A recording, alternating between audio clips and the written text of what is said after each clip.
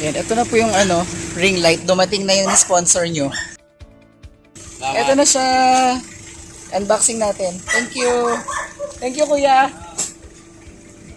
Mga kaTUGSi, welcome back to my channel.